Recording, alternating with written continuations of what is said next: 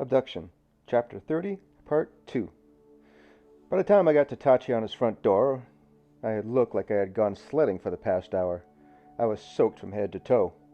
Could not wait to take a shower and get warm. I opened the door and entered, and the aroma of food was warming. A hot meal sounded beautiful to me. "What happened to you?" asked Echo, with a gleam in her eye and a giggle starting to form on her lips. Any man would be nervous and suspicious if their woman had a look in her eyes like mine was having. I had to admit I was a little nervous. The sidewalks were covered in snow, so I had to walk on the road. The cars had no mercy, I said. "What were you doing while I was gone?" "Tatiana and I were talking," replied Echo. "We both think I should look for wedding items as well." The fact that I had never asked Echo to marry me was evident to me. For me, this was another attempt to coerce me into a proposal. I wasn't ready. Echo and I still had many things to work out in our relationship. "What are you looking at?" I asked. "Wedding dresses," replied Echo. I nodded and wanted to change the subject. "I found the car." Echo stopped and took her eyes off her laptop computer. "And what did you find?" "It was a car Ivanovna was riding in earlier today, but did not see who was driving it as it tried to run me over." Echo's eyebrow arched.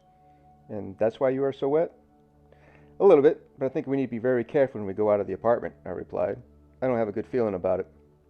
Echo regarded me. Her eyes scanned for any hint of deception in my words. "How do you know this?" "I don't have a good feeling about it." "Does this also mean that you will not search for Natasha?" This was a question that had no correct answer.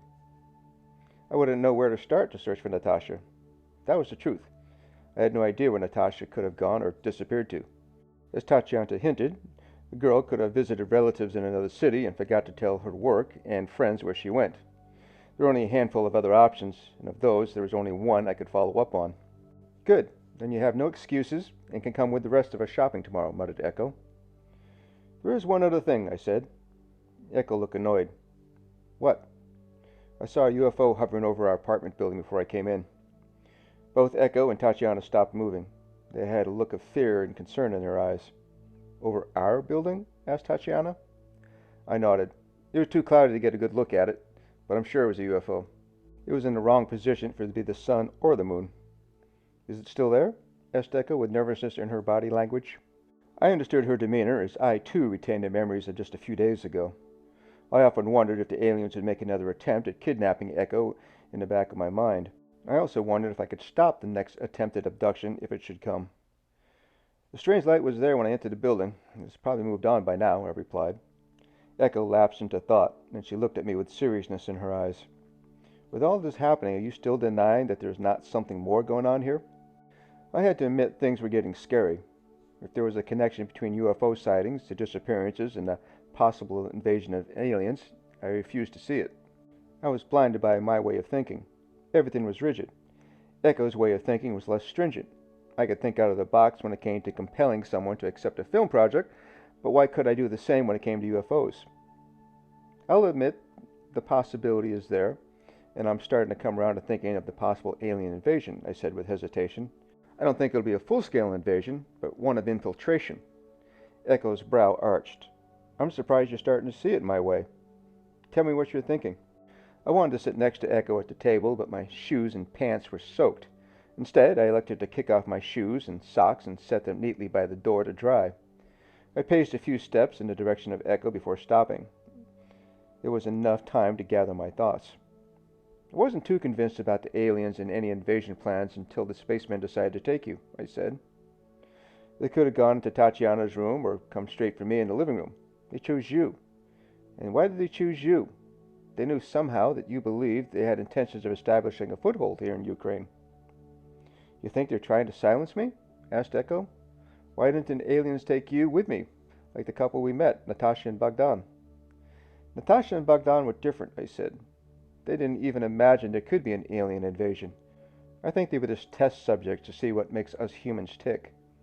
"You think they did experiments on them?" asked Echo as she squirmed in her seat. "And I think they would have done experiments on you if I had not intervened," I replied. "In fact, I'm sure of it. That's why I'm beginning to think that after tonight the two of you get a hotel or stay at Yuliana's aunt's house for safety's sake."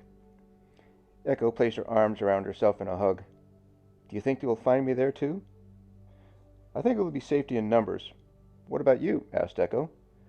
I'll be staying there too, but I need to know for sure what's going on.